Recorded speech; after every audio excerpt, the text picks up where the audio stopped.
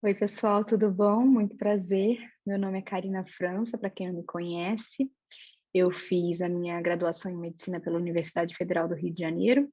Depois eu me mudei aqui para São Paulo, onde eu fiz a minha residência médica em neurologia no Hospital das Clínicas da USP. E durante a residência médica eu tive a oportunidade de passar um tempo fazendo um estágio na clínica de distúrbios de movimento e doença de Parkinson da Columbia University, em Nova York. Depois da residência, eu fiz a minha subespecialização em Parkinson, distúrbios do movimento e neuromodulação também pelo Hospital das Clínicas da USP. E depois eu concluí meu doutorado em neurologia, também na área de distúrbios do movimento pela USP. E hoje eu agradeço ao convite do Parkinson Online para falar aqui para vocês sobre tratamento medicamentoso de doença de Parkinson. Esse é um assunto complexo, a gente tem muitas medicações disponíveis, que bom. Mas eu vou tentar simplificar um pouco para vocês, tá bom?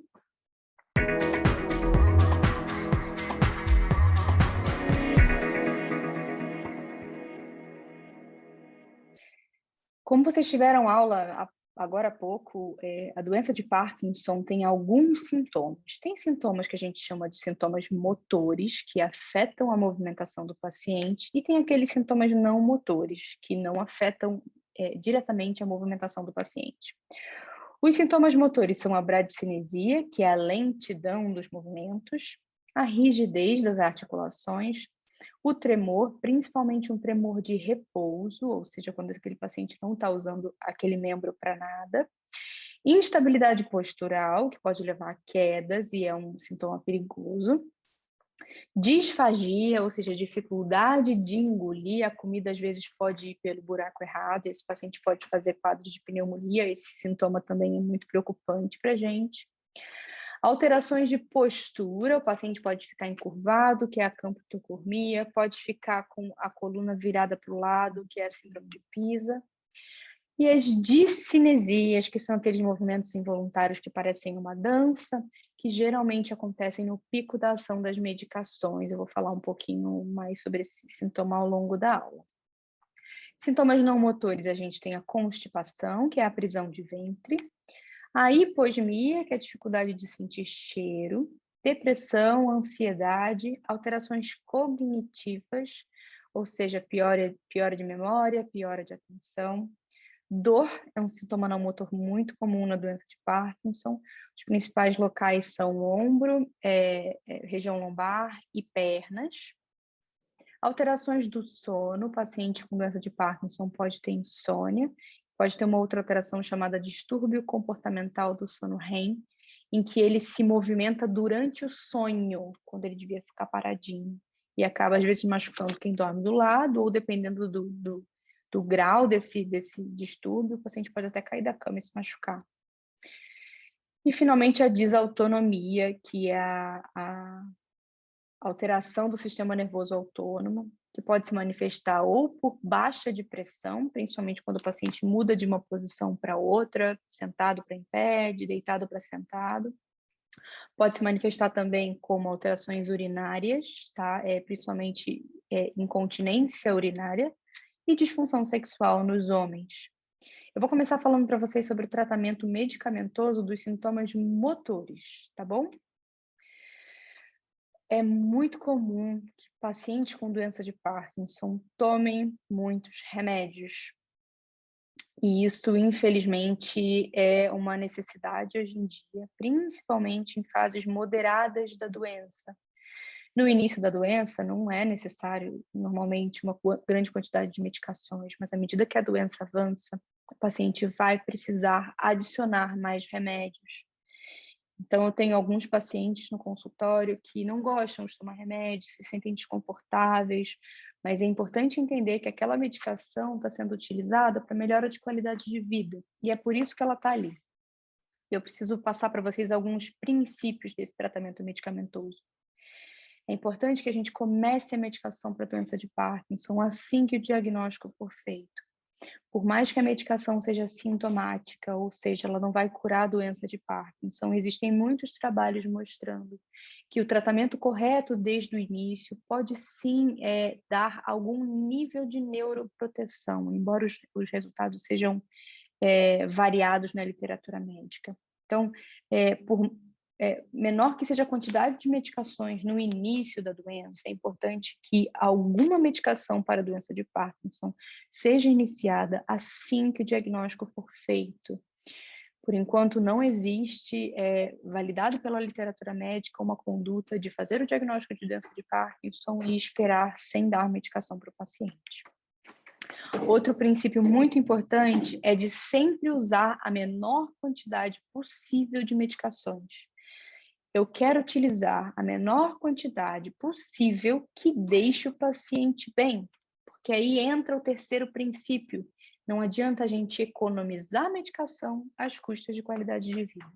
Então, eu tenho que usar a mínima medicação possível para que aquele paciente tenha uma boa qualidade de vida, sem economizar às custas dessa qualidade de vida. Tá? Então, esses 3 princípios precisam guiar a nossa terapêutica durante todo o acompanhamento do paciente, da pessoa que tem doença de Parkinson. A primeira medicação que eu quero falar aqui para vocês hoje sobre tratamento de sintomas motores da doença de Parkinson é a melhor medicação para esses sintomas já inventada, que é a levodopa.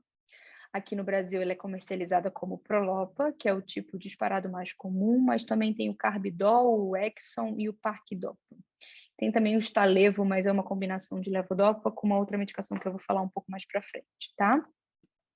Como é que a levodopa funciona, gente? A levodopa, ela é um precursor da dopamina.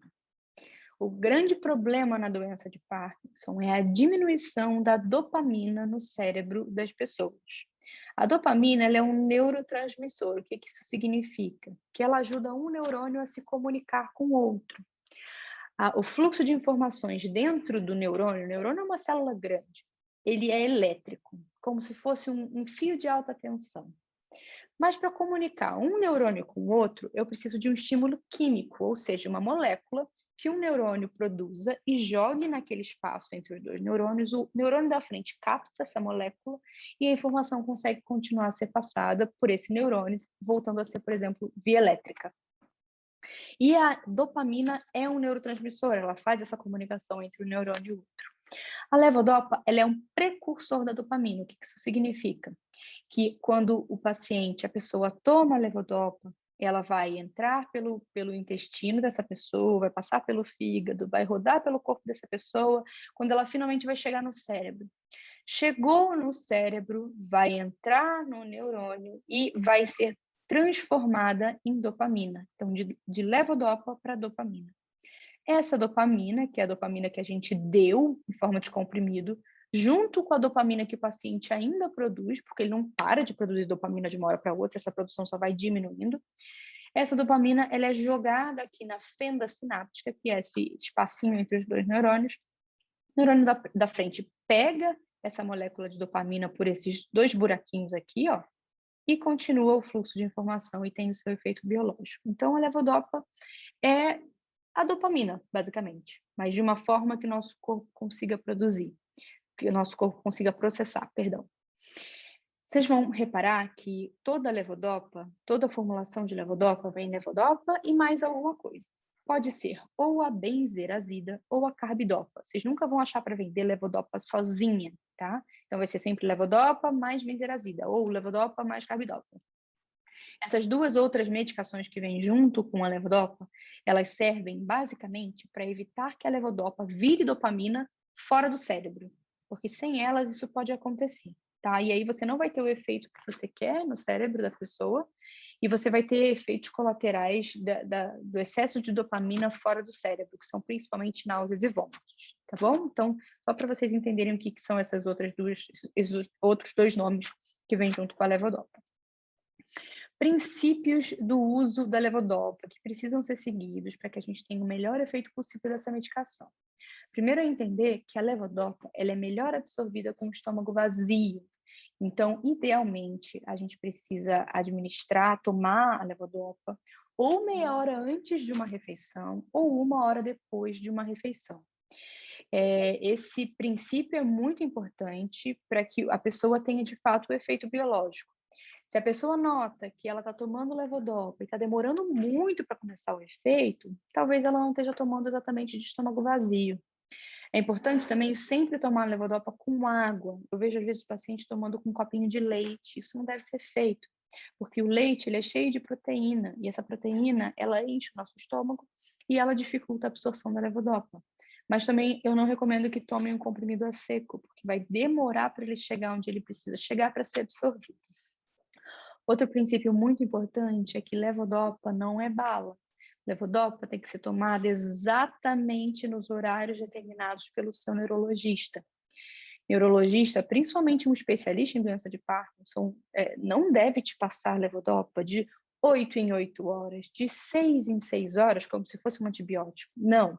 Levodopa tem horário determinado e esse horário vai ser calculado de acordo com cada rotina de cada paciente, a hora que ele acorda, a hora que ele dorme, a hora que ele faz as refeições do dia dele.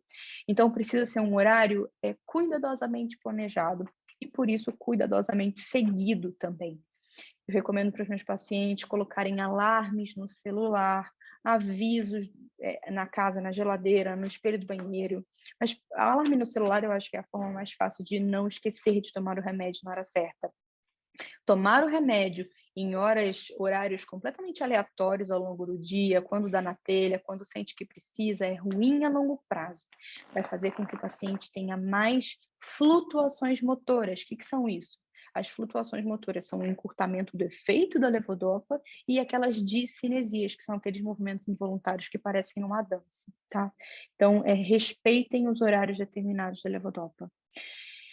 O efeito mais comum dessa medicação são as náuseas, não são todos os pacientes que têm. Para evitar esse efeito colateral, é importante começar a levodopa em doses baixinhas e subir devagarzinho, porque esse efeito ele é muito mais comum no início do tratamento. Conforme o tratamento vai avançando e o paciente vai tomando levodopa mais tempo, esse efeito costuma sumir.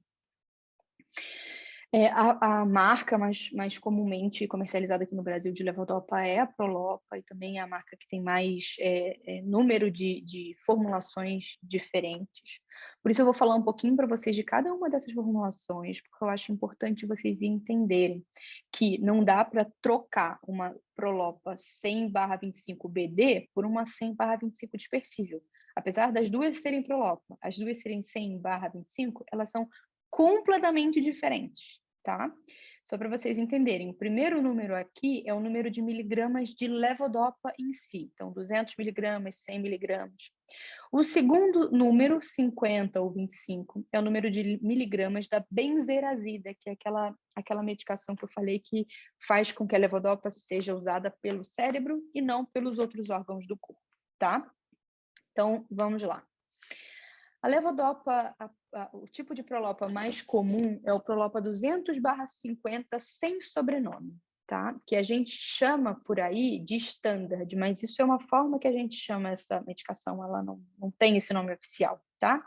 É um comprimidinho rosa claro, que vem com esses dois sulcos aqui, ou seja, esse comprimido pode ser seguramente cortado em até 4 pedaços, de preferência com um cortador de comprimido para facilitar a vida. A Prolopa Standard tem um início de ação de cerca de 30 a 40 minutos, se o paciente tomava de estômago vazio, se o paciente não tem nenhuma outra condição gastrointestinal que prejudique a absorção da levodopa. E a duração do efeito dessa Prolopa é variável. A meia-vida dela, o tempo que ela de fato fica no sangue, é de cerca de 2 horas, mas no início da doença de Parkinson, o efeito dela é muito maior do que isso. A gente começa, por exemplo, dando Prolopa 3 vezes por dia e no início do diagnóstico o paciente nem sente o efeito passar. Ele fica bem o dia inteiro com essa formulação de 3 vezes ao dia, que não é de 8 em 8 horas, veja bem, são 3 vezes ao dia. Então ele passa às vezes mais do que 8 horas, principalmente no período noturno, sem tomar levodopa e não sente diferença. Por quê?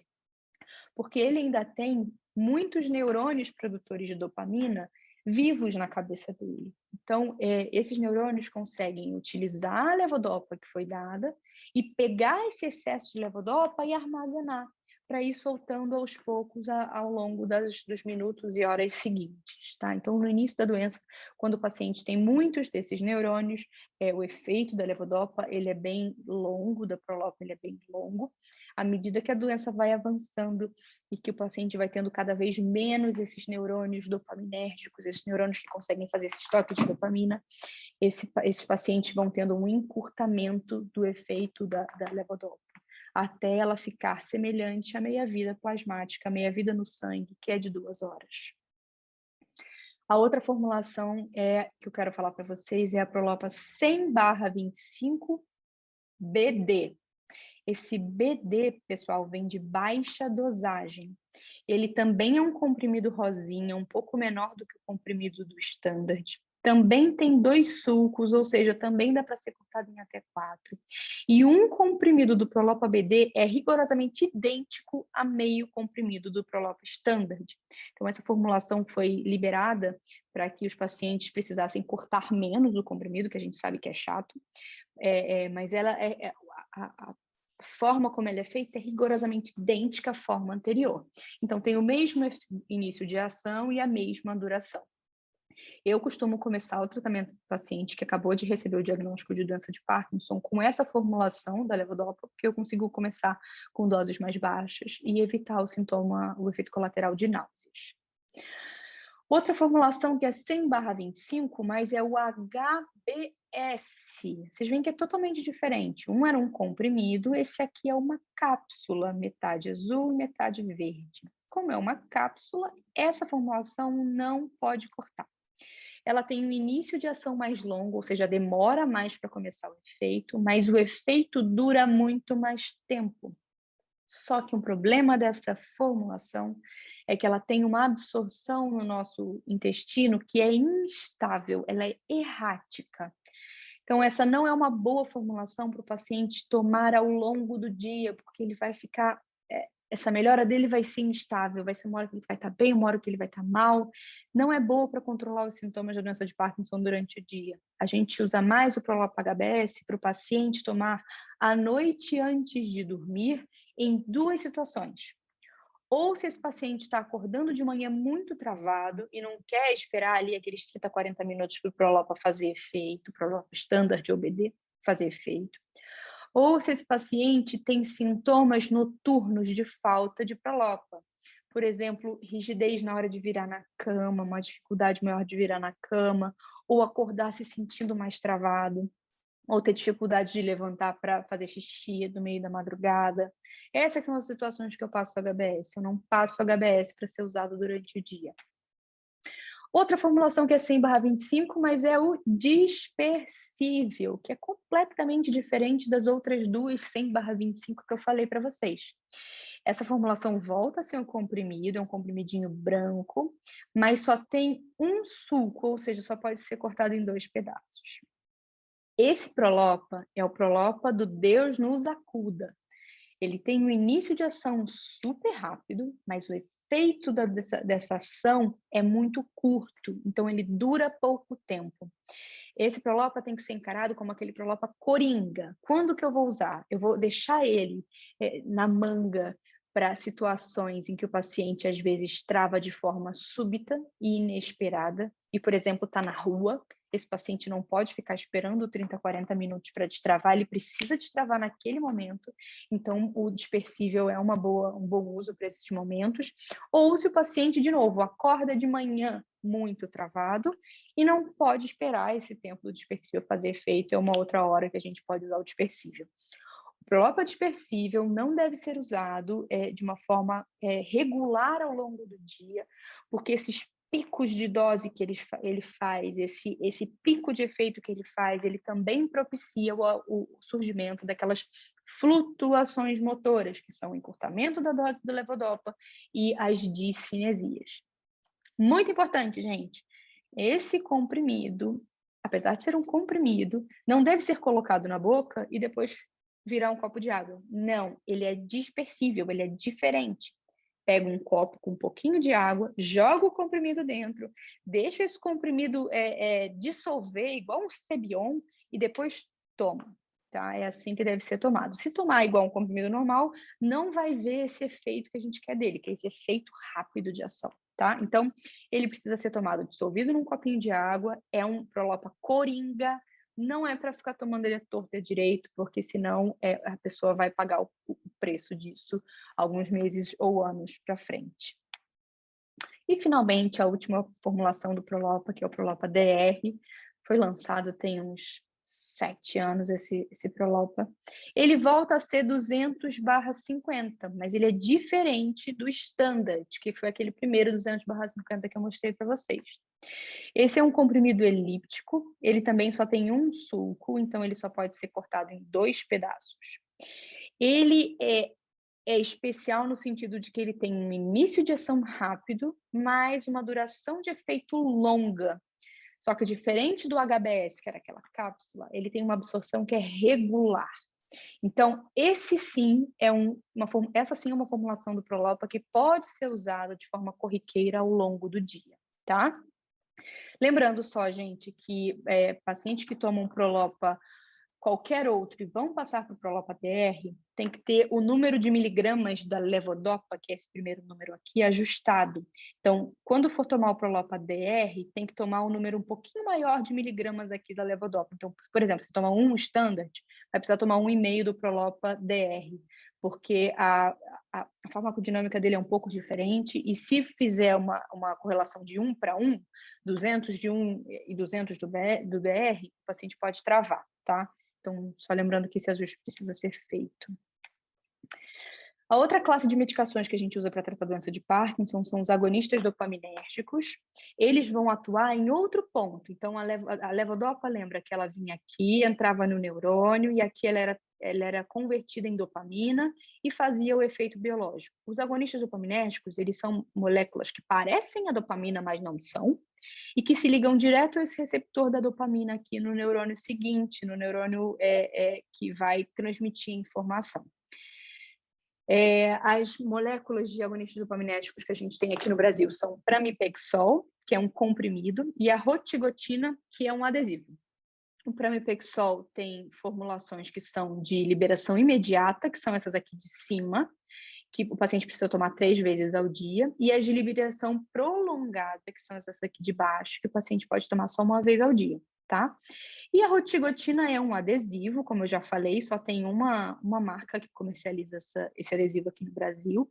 Só lembrar que esse adesivo precisa ser colado é 1 vez ao dia que o paciente cola, e para colar o paciente tem que segurar ali uns 10, 20 segundos aquele adesivo no lugar, porque se ele só fizer assim, o adesivo vai descolar e o paciente não vai ter o efeito do remédio ao longo do dia. Os agonistas dopaminérgicos têm um efeito antiparkinsoniano de melhora de lentidão, tremor, rigidez menor do que a levodopa, mas eles têm uma forma de tomar muito mais fácil, porque eles podem variar de 1 a 3 vezes ao dia, enquanto o Prolopa se pode tomar até a cada 1h30, 2 horas, dependendo do caso. E os agonistas dopaminérgicos, a gente não precisa ter aquele cuidado de tomar com o estômago vazio, então não precisa ter aquele cuidado maior com as refeições. Mas os agonistas dopaminérgicos têm alguns efeitos colaterais que às vezes limitam o uso deles. Esses efeitos são dose dependentes, ou seja, quanto maior a dose, maior a chance deles acontecerem. Todos eles são reversíveis, caso a gente diminua a dose ou, em alguns casos, tire a medicação. E os efeitos colaterais são impulsividade, que é um efeito que a gente tem que tomar muito cuidado. O paciente em uso de agonistas pode ficar mais impulsivo, pode ter um descontrole de impulso. Então, ele pode, por exemplo, começar a gastar mais dinheiro com coisas que ele não gastava. Ele pode começar a querer colecionar coisas que ele não colecionava. Ele pode aumentar, por exemplo, o apetite sexual dele. Isso pode ser bom até certo ponto, mas passando de um certo ponto pode ser ruim. Então, é importante que o paciente fique ciente desse possível efeito colateral e que, principalmente, a família fique ciente, porque geralmente quem repara nesse efeito primeiro é a família. Além disso, os agonistas podem dar uma sonolência diurna, e não é aquele soninho gostoso depois do almoço, a gente chama de sleep attacks, ou ataques de sono. é uma sonolência súbita e incontrolável. Então, por exemplo, tem que ter cuidado quando vai dar esse remédio para pacientes que são, por exemplo, motoristas. Esses pacientes não podem ter sonolência diurna, então fica de olho. De novo, os efeitos são reversíveis, então caso algum efeito desse apareça, é só a gente diminuir um pouquinho a dose ou até tirar. Além disso, os agonistas, principalmente em pacientes idosos, podem dar alucinações e podem piorar a cognição dos pacientes, memória e atenção. E outro efeito colateral é o de inchaço nas pernas. Não se enganem, os agonistas são ótimas medicações para tratar doença de Parkinson, a gente só precisa ficar de olho nesses sintomas, que são todos reversíveis. Outra classe de medicações usadas para tratar a doença de Parkinson são os inibidores da MAO-B. Esses inibidores, eles atuam em outro ponto. Então, quando a dopamina ela é excretada aqui na fenda sináptica, que são essas bolinhas amarelas, uma parte dela vai entrar nesse buraquinho, vai para o outro neurônio fazer o efeito dela, e outra parte fica aqui dando sopa na fenda sináptica. Essa parte que fica dando sopa na fenda sináptica pode ser reabsorvida, como eu falei, e fazer aquele estoque, ou ela pode ser degradada. E as duas enzimas que degradam essa dopamina que fica aqui dando sopa são a MAO-B e a CONT. Então, inibindo a MAO-B, eu vou inibir essa degradação do excesso de dopamina e vou aumentar a chance dessa dopamina ser recaptada pelo neurônio e utilizada ali mais adiante num caso de necessidade. As duas moléculas que a gente tem atualmente são a selegilina e a rasagilina. Elas têm um efeito antiparkinsoniano menor do que os agonistas dopaminérgicos, por exemplo, o pramipexol, e menor do que a levodopa, mas elas têm uma posologia super fácil. A selegilina é tomada 2 vezes ao dia e a rasagilina é só 1 vez ao dia, que é o Azilect. Cuidado, a selegilina não deve ser tomada de 12 em 12 horas. Idealmente, a primeira dose deve ser 7, 8 da manhã e a última dose tem que ser antes das 4 da tarde, senão o paciente vai ter insônia. Tá? Mas o que eu mais uso realmente é a rasagilina, o Azilect, não só porque ele é só 1 vez ao dia, como eu acho que o efeito dele é melhor do que da selegilina. E tem um estudo que questiona se a rasagilina não é neuroprotetora para a doença de Parkinson. É um estudo só, é um estudo que foi financiado pela indústria da rasagilina, mas é uma medicação que eu realmente gosto de utilizar, principalmente nos estágios iniciais da doença de Parkinson. Tem um bom perfil de efeitos colaterais e a rasagilina, inclusive, hoje em dia tem até de graça no SUS. Então, é uma medicação que eu gosto, independente dessa questão da neuroproteção, que eu truco um pouco. Outra classe são os inibidores da CONT, que é aquela outra enzima que vai degradar a dopamina na fenda sináptica. No Brasil, a gente só tem o entacapone, que é vendido como genérico ou como Contan. Também tem essa outra formulação, que é o Stalevo, que eu falei lá no início da aula, que é entacapone mais levodopa, tá? O entacapone, gente, não tem efeito antiparkinsoniano sozinho. Você pode tomar uma caixa de entacapone sozinho que não vai fazer nada com a sua doença de Parkinson. Então, tem que sempre tomar com a levodopa, porque o efeito que ele tem é de aumentar o tempo de duração do efeito da levodopa. Esse é o grande objetivo de vida do entacapone, tá? Mas, com isso, ele pode piorar ou causar discinesias no paciente, porque são aqueles efeitos, aquele movimento involuntário que parece uma dança, tá? Então, fiquem de olho, não quer dizer que não deve usar, sim, a entacapone deve ser usada, é uma ótima medicação, eu uso, mas pode causar discinesias. Aumenta a duração da levodopa, que às vezes é muito, muito bom, tá bom? As discinesias causadas pelo entacapone, se a gente tira o entacapone, elas costumam melhorar, tá bom? Então, não é uma coisa irreversível. A amantadina é vendido como medicação genérica ou como Mantidan. Ela tem um efeito antiparkinsoniano, assim como os inibidores da MAO, selegilina, rasagilina, menor do que a levodopa e menor do que os agonistas dopaminérgicos. Tem vários mecanismos de ação a amantadina, mas o que a gente mais usa a amantadina disparado é para melhorar discinesias, aquele efeito colateral, aquele efeito de movimento involuntário que parece uma dança, tá? Então, a amantadina é muito boa para melhorar as discinesias, e a gente geralmente usa mais para isso do que para qualquer outra coisa, porque o efeito antiparkinsoniano dela não é muito potente. Tem alguns possíveis efeitos colaterais, em pacientes idosos pode dar piora cognitiva e alucinações, pode dar livedo reticular, que é essa alteração de pele aqui, que pode acontecer em qualquer lugar do corpo, mas é mais comum na perna, e pode dar inchaço nas pernas. Esses efeitos são todos reversíveis quando a gente tira a Amantadina, tá? E, finalmente, os anticolinérgicos. Aqui no Brasil, a gente tem o biperideno, vendido muito como Aquineton, e o triexfenidil, vendido muito como Artane. Os anticolinérgicos, embora não sejam muito bons, eles quase não têm efeito para melhorar a lentidão e rigidez, mas eles melhoram muito o tremor da doença de Parkinson. Problema: anticolinérgicos têm um perfil péssimo de efeitos colaterais. Eles podem dar piora cognitiva, alucinações, alterações de doença de Alzheimer, inclusive eles podem deflagrar um Alzheimer no paciente, boca seca e retenção urinária. E os 3 primeiros, que são os piores, geralmente não são reversíveis quando a gente tira o remédio. Então, gente, minha humilde opinião é que anticolinérgicos não devem ser usados no tratamento de doença de Parkinson, porque eles não valem a pena.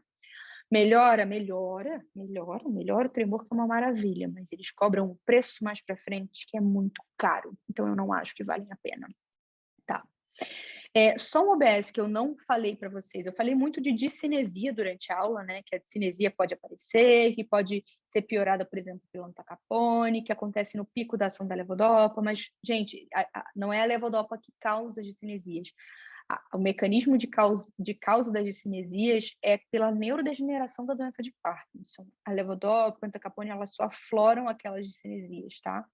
Então, só para a gente não ficar também economizando medicação às custas de qualidade de vida do paciente, que foi um daqueles primeiros princípios que eu falei para vocês no início da aula. Então, resumindo, tratamento de sintomas motores, a gente pode usar a levodopa, as 5 formulações disponíveis dela, os agonistas dopaminérgicos em comprimido, formulação imediata ou estendida, ou em adesivo, os inibidores da MAO, principalmente a rasagilina, os inibidores da COND, quando a gente quer aumentar o efeito da levodopa, a gente usa junto com ela, é o Entacapone, a Amantadina e anticolinérgicos, na minha humilde opinião, eu não uso, tá? E um bônus aqui, muitos pacientes têm me perguntado sobre a mucuna, tá? Que é esse grãozinho aqui, esse feijãozinho aqui, que pode ser torrado e moído e virar um pozinho, tá? A mucuna, ela tem levodopa dentro dela, uma levodopa natural, tá? O que é uma coisa muito boa. Tem alguns bons trabalhos na literatura médica, tem um trabalho publicado na Neurology, tem um trabalho publicado na Parkinsonism and Related Disorders, que são ótimas revistas do nosso meio. E esse, por exemplo, da Neurology mostrou não inferioridade da mucuna com a levodopa quando eles avaliaram uma única tomada. Tá? Então, pegaram os pacientes, randomizaram, para alguns deram levodopa, para outros deram mucuna, avaliaram os pacientes depois de algum tempo da tomada de levodopa ou de mucuna e viram a diferença. E viram que os dois têm um efeito parecido. Tá? Então, não inferioridade, não quer dizer que é superior à levodopa, tá? Mas é não inferior. O trabalho da Parkinsonism and Related Disorders, que viu esses pacientes ao longo de semanas, achou que a levodopa era melhor, porque a mucuna dava mais efeitos colaterais. Ai, doutora Karina, mas eu tenho vários amigos meus que tomam e se sentem super bem. Vamos lá. A mucuna utilizada nesses trabalhos foi a mucuna boliviana, que quando você torra, moe e analisa os componentes, essa mucuna tem 5,7% de levodopa. Então, se eu tenho 100 gramas de mucuna, nesses 100 gramas eu tenho 5,7 gramas de levodopa, ok? Esse trabalho da Neurology, que provou a não inferioridade da mucuna em relação à levodopa, utilizou uma dose de 12 a 17 miligramas por quilo de peso. Tem um paciente com 70 quilos, eu vou precisar aí de uns 1.200 miligramas de mucuna, 1,2 gramas de mucuna para esse paciente por dose, tá? De levodopa de mucuna, veja bem. Como a mucuna só tem 5,7% de levodopa e eu preciso de 1,2, 1,3 gramas dessa levodopa, eu vou precisar aí de uns 20, 22, 23 gramas de mucuna para substituir um comprimidinho aí de levodopa 100/25, tá? Que foi o que eles compararam. Então, o problema que eu acho em relação à mucuna é essa dosagem. É muito difícil a gente calcular esse tipo de dosagem para o paciente. E por mais que seja vendido como um suplemento e não seja vendido como medicação, se tem levodopa dentro, desculpa, mas é uma medicação. E se é uma medicação, eu preciso da dose correta. Lembrem-se que a diferença entre um remédio e um veneno é a dose. Se eu tenho dificuldade de manipular essa dose, eu não estou fazendo essa diferenciação entre um remédio e um veneno. A grande maioria dos pacientes que me dizem que usam mucuna e se sentem muito bem com isso, quando eu pergunto a quantidade que eles consomem da mucuna, isso é uma subdose. Então, provavelmente, esses pacientes têm um efeito positivo como um efeito placebo, o que é super válido, né? O paciente está bem, é válido. Outra preocupação que eu tenho em relação à mucuna é o controle de qualidade. Como ela não é classificada como uma medicação, é classificada como um suplemento, o controle de qualidade ao qual ela é submetida, principalmente essas formulações que já vêm o pozinho pronto, é muito menor. Se a gente já tem problema com medicações que têm um controle de qualidade super estrito, imagina como aqui tem um controle de qualidade muito menos estrito. Uma outra preocupação minha é em relação ao cultivo da mucuna, porque agrotóxicos, pesticidas, sabidamente, causam risco de doença de Parkinson e podem piorar a doença de Parkinson em quem já tem. Então, você precisa confiar muito na origem daquela mucuna para que ela não tenha sido cultivada com o uso de agrotóxicos, senão você vai estar fazendo mais mal do que bem. E outro problema que eu vejo em relação à mucuna é a maior propensão à automedicação. Como eu falei, ela é um remédio. Ele é um remédio que é difícil calcular dose. E é um remédio vendido como um suplemento, como uma coisa natural, como uma coisa livre de qualquer potencial efeito colateral, que não é verdade. Todo remédio tem potenciais efeitos colaterais.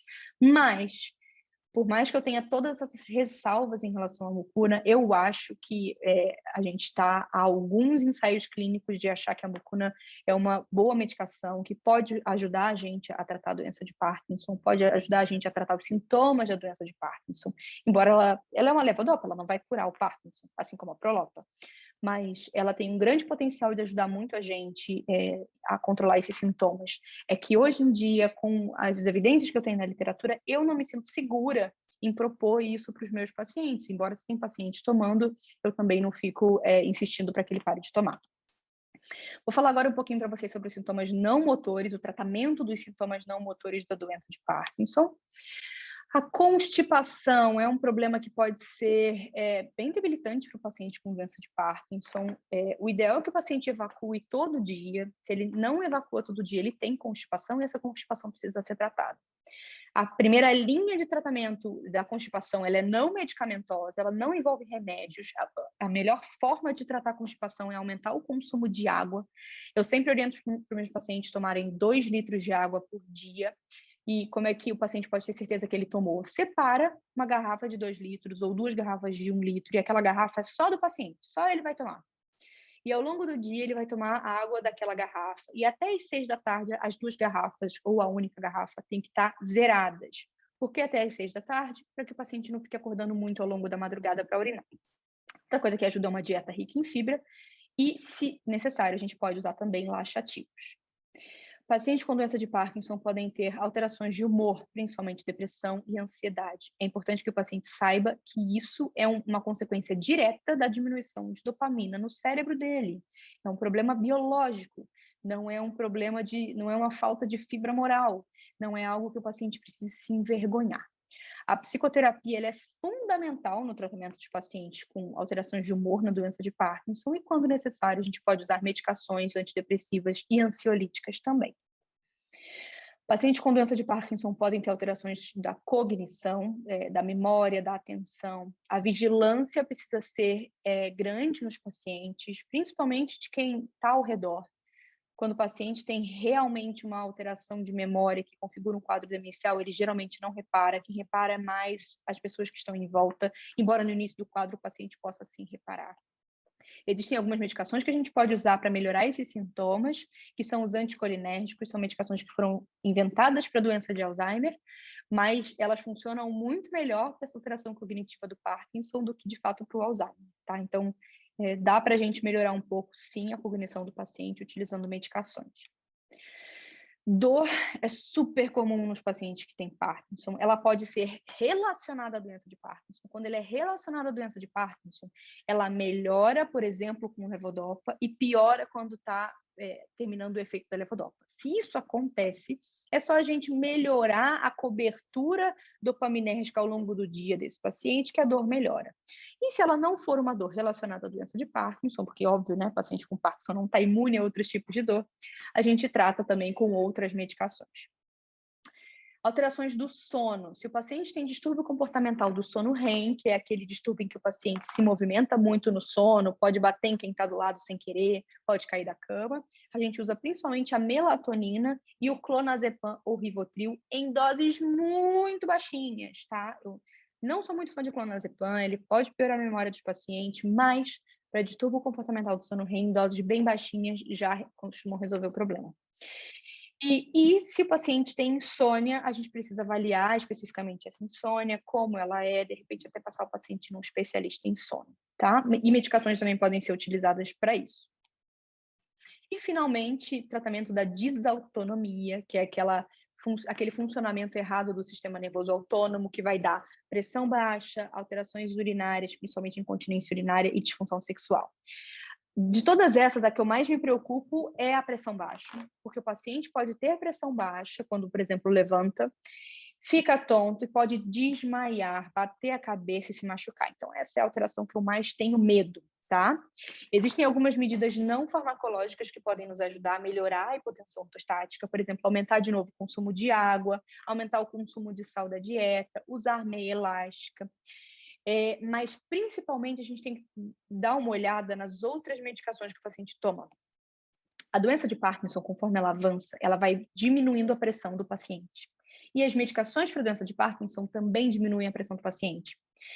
Então, pode acontecer do paciente, por exemplo, seu João tem pressão alta há anos, toma lá o captoprilzinho dele para pressão alta. E aí começa uma doença de Parkinson. E a doença de Parkinson vai progredindo e vai diminuindo a pressão do seu João.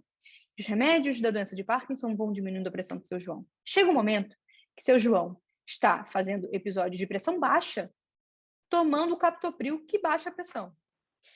Então, uma das primeiras coisas que a gente faz é revisar as medicações do paciente para ver se ele não está ainda tomando um remédio para pressão alta, que hoje em dia ele não precisa mais, porque o Parkinson cura a pressão alta dele. Claro que o paciente nunca deve suspender as medicações para pressão alta e nenhuma outra medicação, sem falar com o médico que prescreveu essas medicações ou com algum outro médico. Preferencialmente o que prescreveu, tá? Então, antes, por exemplo, mesmo quando eu acho que o paciente precisa suspender os antipertensivos ou diminuir os antipertensivos, eu não faço isso sozinha. Eu faço uma cartinha para o clínico geral, ou para o geriatra, ou para o cardiologista que acompanha aquele paciente, a pressão alta daquele paciente, e, em conjunto, a gente vê a melhor forma de mudar essas medicações, tá? Em relação às alterações urinárias e disfunção sexual, eu geralmente costumo encaminhar o paciente para avaliação urológica especializada. Gente, essa é uma aula sobre tratamento medicamentoso na doença de Parkinson. Eu sei que o público-alvo são pacientes e familiares e cuidadores, mas, por favor, nunca, jamais, em tempo algum, mudem as medicações para a doença de Parkinson sem orientação médica. Não coloquem medicação nova porque ouviram de alguém que alguém melhorou. Isso é grave, isso pode ter consequências muito ruins para o paciente. Nunca diminuam ou suspendam uma medicação sem falar com seu médico. Ai, doutora Karina, mas eu me senti mal com esse remédio. Tudo bem, fale com seu médico antes de suspender essa medicação. A não ser que seja um efeito colateral realmente que não dê para esperar. Mas isso é raríssimo, tá? Então, por favor, cuidado com isso, tá bom? Bom, pessoal, era isso que eu queria falar para vocês hoje. Espero que vocês tenham gostado da aula, espero que tenha dado para entender tudo. Aqui estão os meus contatos, esse aqui é minha conta de Instagram, tenho postado bastante coisa sobre doença de Parkinson lá, e também no meu canal do YouTube, é só vocês escanearem isso aqui com a câmera de vocês, que leva vocês direto para lá. Se vocês quiserem saber mais coisas sobre a doença de Parkinson e acompanhar o conteúdo, é só se inscrever no canal do YouTube e é só ativar as notificações da conta do Instagram, tá bom? E eu estou reformulando o meu site, esse é o endereço. Também vou colocar bastante conteúdo lá para informação de pacientes e cuidadores e acompanhantes. E mais uma vez eu queria agradecer ao Parkinson Online pelo convite e até a próxima.